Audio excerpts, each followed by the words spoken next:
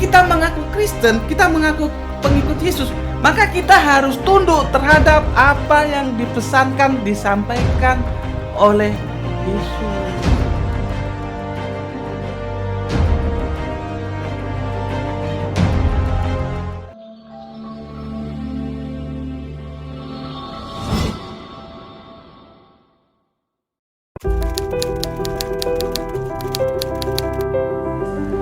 Awalnya emang saya dari seorang yang bukan apa-apa lah, dari seorang mungkin pekerja-pekerja yang serabutan atau di jalanan lah itu. Tujuan di sana berdiri itu untuk berbagi lah. Bahkan sampai ke karyawan, sampai ke semuanya pokoknya. Bahkan untuk masyarakat sekitar, aturan-aturan sampai bahkan sholat 5 waktu untuk para karyawan diwajibkan, bukan hanya peraturan tapi benar-benar diwajibkan, itu masuk dalam peraturan. Justru yang diprioritaskan itu yang bawah, Pak. Bos kita itu memprioritaskan karyawan bawah supaya ayo kita bareng-bareng supaya kamu segera bisa bangkit gitu.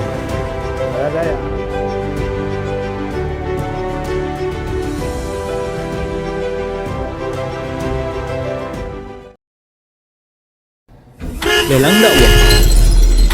Mobil BMW legendaris dan penuh historis milik almarhum Ustadz Insan LS Mokoginta. Kami lelang dengan harga terbaik yang dananya 100% akan kami pergunakan untuk pembangunan Masjid Terpadu Hagia Sophia Kota Malang.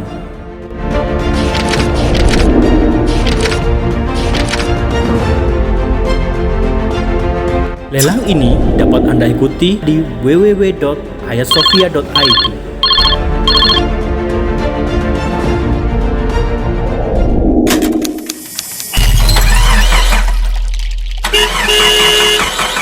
Oke, assalamualaikum warahmatullahi wabarakatuh. Waalaikumsalam warahmatullahi wabarakatuh. Kembali lagi di channel kami Malam Center Hagia Sophia. Kali ini kami bersama dengan Gus Betik, pakar Kristologi dan budayawan Indonesia. Sebelumnya Gus, saya kan suka dengar ceramahnya Ustadz Kainama. Yo. Saya pikir itu pengetahuan yang luar biasa, informasi yang luar biasa yang saya peroleh tentang cerita kisah Ustadz Kainama dalam mencari kebenaran agamanya. Yang sebelumnya Kristen, sekarang menjadi Islam. Dan saya pernah mendengar atau mengetahui sedikit tentang Gus Betik yang mengatakan bahwasanya Ustadz Kainama itu seorang Kristen yang sejati. Padahal beliau itu sudah mu'alaf lah. Itu gimana maksudnya?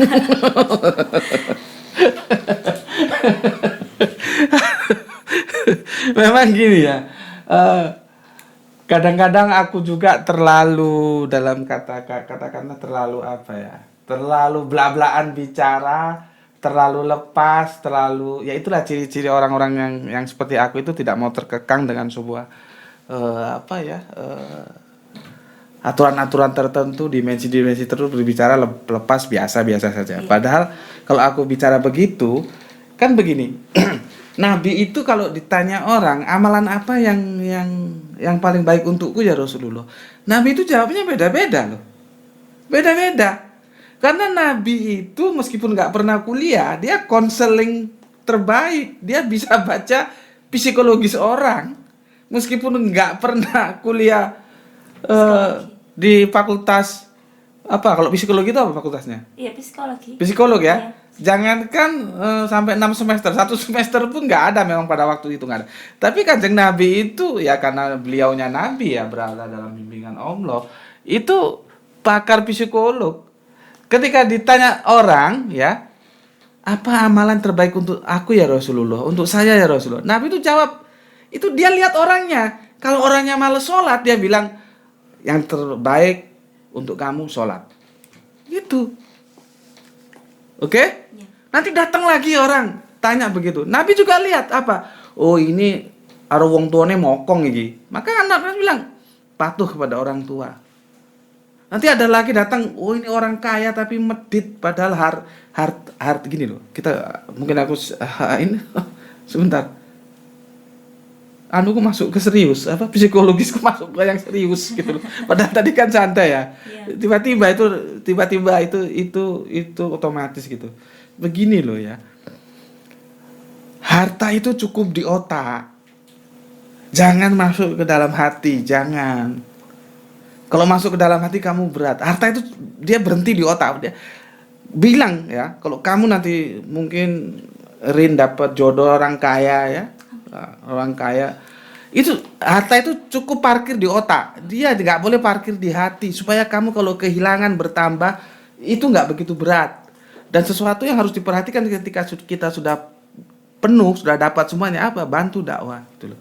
Cuma kan sekarang orang itu harta itu parkirnya dari otak tembus ke hati. Ini jadi masalah sampai korupsi, maling segala macam.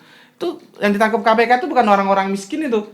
Nah, kalau ada orang yang sudah kaya tapi nggak mau infak, nggak mau sodako, dia tanya kepada Nabi, apa amalan terbaik? Nabi bilang infak, sodako.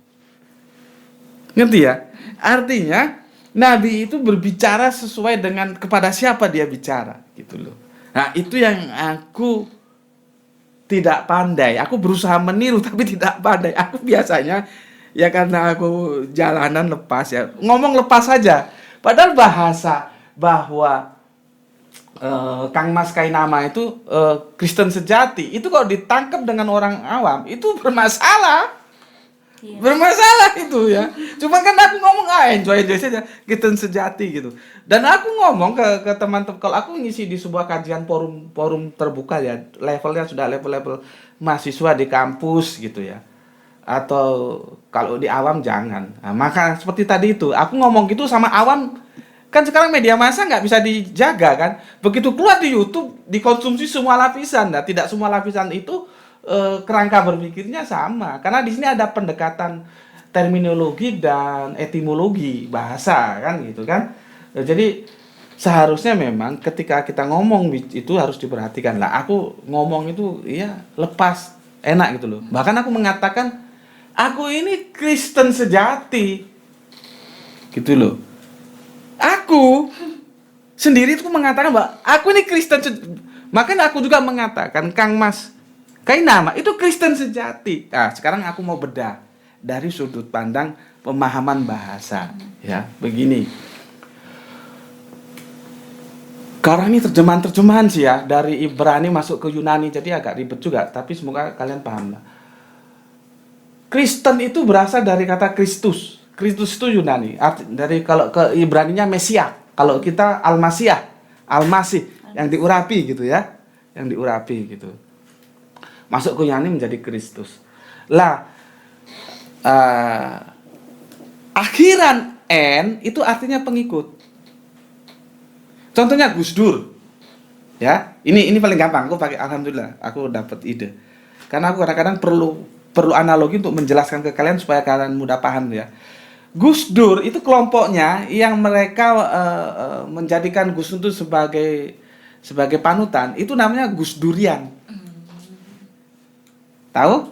Nanti akhiran an di belakang itu artinya pengikut Gus Dur. Nah, begitu juga Kristus, pengikut Kristus itu disebut Kristen. Akhiran en itu artinya pengikut Kristus. Kristus itu siapa? Gelar Yesus tadi. Ya, kita kembali bicara gelar tadi ya. Nah, jadi Kristen sejati itu adalah aku. Gus Betik adalah Mas Kainama itu Kristen sejati. Apa artinya? Pengikut Yesus. Kalau kita mengaku Kristen, kita mengaku pengikut Yesus, maka kita harus tunduk terhadap apa yang dipesankan, disampaikan oleh Yesus. Kalau Yesus bilang ke kanan, kita ya ke kanan. Kalau Yesus bilang ke kiri, kita ke kiri. Jangan bilang kamu Kristen, tapi Yesus bilang ke kanan, kamu bilang jalan ke kiri. Gitu. Paham? Nah, sekarang kita buka Alkitabnya. Apa kata Yesus? Gitu ya. Ini dibuka di Yohanes 14. Ya. Yohanes 14, aku mulai, sekarang kita dimanjakan teknologi. Ini bisa buka kan? Nggak harus bawa kitab. Yohanes 14 itu mulai ayat 16. Yohanes 14 ayat 16. Aku akan meminta kepada Bapa dan Ia akan memberikan kepadamu seorang penolong yang lain. Ya. Supaya Ia menyertai kamu selama-lamanya. Oke, sebentar aku jelaskan. Aku itu Yesus. Ya. Minta kepada Bapa itu Allah. dia akan dia minta apa? Seorang penolong yang lain ya, supaya ia menyertai kamu selama. Kamu itu murid Yesus. Iya. Ya, oke, lanjut. Yaitu roh kebenaran, dunia tidak dapat menerima dia. Sebab dunia tidak melihat dia dan tidak mengenal dia. Tetapi kamu mengenal dia sebab ia menyertai kamu dan akan diam di dalam kamu. Oke, ternyata seorang penolong yang lain itu disebut apa? Roh Kebenaran. Nah, disinilah Islam Kristen pecah. Kalau bagi kita roh kebenaran, nanti ada surat berikutnya. Ini kalau aku sudah nyusun bukunya, judulnya begini, Benang Merah Agama Samawi, ya. Benang Merah Agama Samawi, itu judul bukunya, ya. Sekitar 15 tahun yang lalu aku tulis, ya. Di situ jelas sekali dijelaskan siapa sih sebetulnya roh kebenaran ini. Nah, kalau menurut teman-teman Kristen, dia larinya ke Roh Kudus. Kalau aku enggak, larinya sosok Nabi, yaitulah Kanjeng Nabi Muhammad. Gitu loh. Jadi Yesus tuh berdoa kepada Bapa akan hadirnya penerus beliau sebagai estafet kenabian. Oke. Jadi kalau ini mau didiskusikan di Islam Kristen, bagus juga. Jadi nanti roh kebenaran itu siapa? Gitu. Karena nanti dia akan berbicara nabi-nabi palsu. Gitu. Ya. Oke, lanjut. Yang ke-18. Aku tidak akan meninggalkan kamu sebagai yatim piatu. Aku datang kembali kepadamu. Ya, terus? Tinggal sesaat lagi dan dunia tidak akan melihat aku lagi. Oke. Tetapi kamu melihat aku sebab aku hidup dan kamu pun akan hidup. Oke, terus? Pada waktu itulah kamu akan tahu bahwa aku di dalam Bapakku dan kamu di dalam aku dan aku di dalam kamu. Ya, terus? Barang siapa memegang perintahku dan melakukannya, dia yang mengasihi aku. Dan barang siapa mengasihi aku, ia akan dikasihi oleh Bapakku. Dan aku pun akan mengasihi dia dan akan menyatakan diriku kepadanya. Oke, pertanyaannya nomor 21 itu. Sekarang aku jelaskan dulu mulai aku akan tidak meninggalkan kamu sebagai yatim piatu itu ya. Ya. Itu artinya berarti kan ada penggantinya. Ya. Oke. Terus yang tinggal sesaat lagi dunia tidak akan ini menjelang Kanjeng Nabi Isa mau dieksekusi itu kan. Oke. Terus yang 20, pada waktu itulah kamu akan tahu bahwa aku. Ini kesatuan. Kesatuan apa? Kesatuan cara pandang. Allah itu kasih cara pandang untuk kita supaya kita hidup dalam cara pandang Allah. Nah, kita punya nabi, berarti cara pandang Allah diajarkan melalui malaikat, diajarkan kepada nabi, diajarkan kepada kita dalam satu cara pandang. Kitab suci itu aku lebih enak di kajianku itu ya. Al-Qur'an itu menjelaskan yang baik dan yang buruk. Nanti Allah memerintahkan kerjakan yang baik, tinggalkan yang buruk. Karena nggak bisa kalau yang buruk juga nggak dijelaskan seperti riba itu orang nggak tahu kalau itu buruk, iya kan? Nah, jadi dijelaskan dua-duanya. Nah, berikutnya, barang siapa memegang perintahku dan melakukannya, dialah yang mengasihi aku. Perintahku, apa perintahnya? Supaya kita mengikuti penerus beliau. Ngerti? Iya. Coba baca lagi nomor 21. Barang siapa memegang perintahku dan melakukannya. Stop. Memegang perintahku dan melakukannya. Kanjeng Nabi Isa sudah selesai eranya. Dia akan minta kepada Bapa seorang penolong lain. Maka kita harus mengikuti penolong yang lain itu yang diminta oleh Yesus kepada Bapa. Itu namanya Kristen sejati. Itu maksudku gitu loh. Tapi umat Islam itu Kristen sejati. Kristen sejati, justru yang Kristen itu umat Islam. Kalau kita lari ke terminologi bahasa bahwa Kristen itu mengikut Yesus. Oh ya. Gitu ya.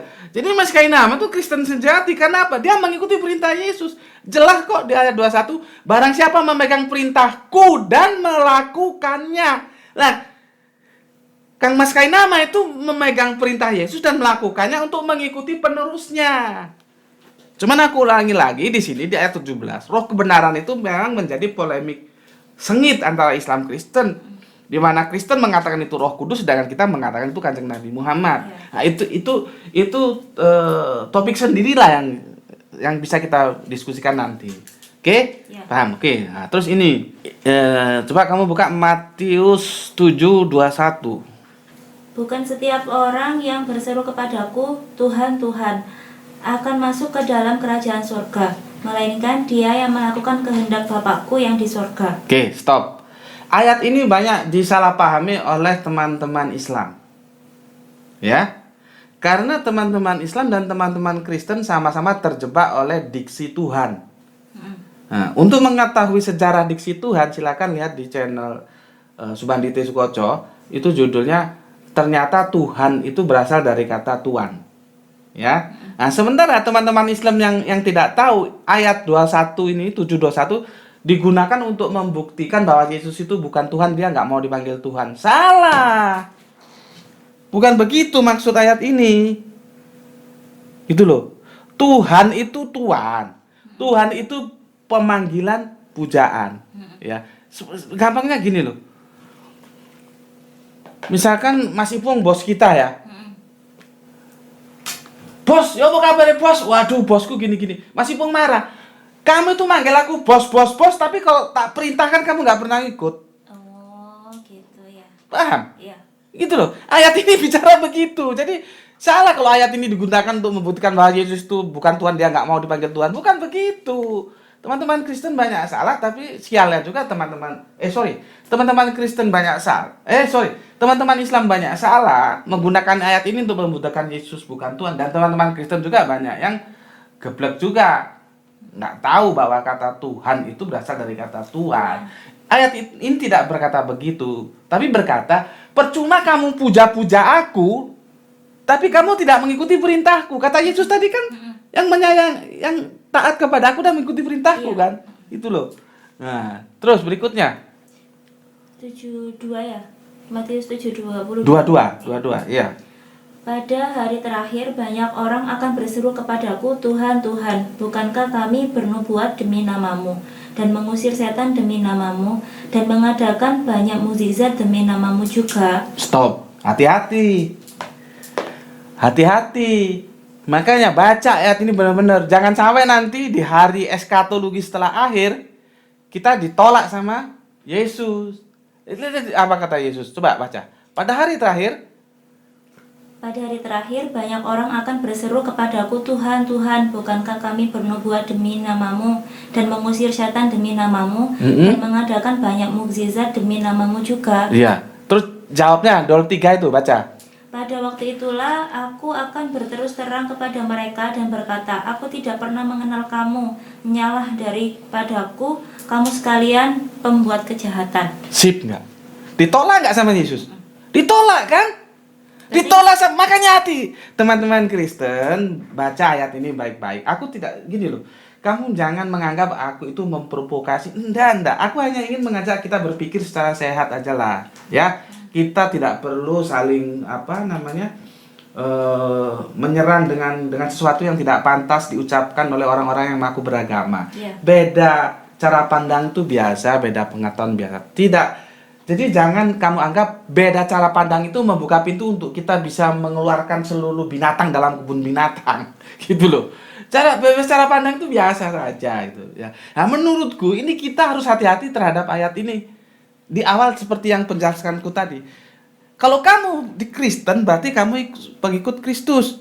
Nah, kalau kamu mengikuti Kristus, kamu harus mengikuti perintahnya, kan? Perintahnya kita disuruh mengikuti penolong yang lain. Nah, di sana perdebatan kita, menurut kami itu Kanjeng Nabi Muhammad, menurut kalian itu Roh Kudus. Nah, itu satu season tersendiri untuk kita perdebatkan. Oke. Nah, berikutnya Yesus sudah ngomong, untuk apa kamu puja-puja kau panggil Tuhan Tuhan, tetapi kamu tidak melakukan apa yang aku perintahkan. Nah, begitu juga 22 ya. Pada akhir banyak orang ngaku berseru dengan namamu, mukjizat dengan namamu, begini-gini. Tapi kata Yesus, ini yang paling berat. Jangan sampai nanti kalian, karena kalian nggak ngikuti perintah Yesus, Yesus bilang begini, pada waktu itulah aku akan berterus terang kepada mereka dan berkata, aku tidak mengenal kamu, enyahlah daripadaku, kamu sekalian pembuat kejahatan. Coba. Berarti yang ayat 23 ini untuk yang mengaku-ngaku. Iya, tapi tidak melakukan perintahnya. Diusir ada Yesus gak diakoni. Gitu loh. Nah, Kang Mas Kainama itu melakukan, bukan hanya, makanya kan dia bilang, aku setuju. Saat dulu aku mengatakan, di dalam keislaman kita tidak kehilangan Yesus. Orang kita mengakui dia sebagai nabi kok. Dalam Islam itu kita tidak kehilangan Yesus. Dan Kainama mengatakan begitu, aku setuju gitu. Makanya aku bilang Kainama itu Kristen sejati. Karena apa? Dia menghormati Yesus dan dia mengikuti perintahnya dengan cara masuk ke dalam Islam, mengikuti penolong yang lain, yaitu Kanjeng Nabi Muhammad. Clear? Clear. Oke ya, aku harus segera tarik diri ya. Iya. Dan ketemu lagi. Iya. Aku tutup dulu ya. Iya. Begitu teman-teman penjelasan dari aku. Seperti biasanya ya, kalau ada salah kata, salah ucap, mohon dimaafkan. Assalamualaikum warahmatullahi wabarakatuh. Oke, sekian tadi perbincangan yang sangat berfaedah bagi kita semua. Saksikan terus channel YouTube Mualaf Center Raya Sofia dan saksikan juga petualangan dakwah kami di selanjutnya. Wassalamualaikum warahmatullahi wabarakatuh. Waalaikumsalam warahmatullahi wabarakatuh.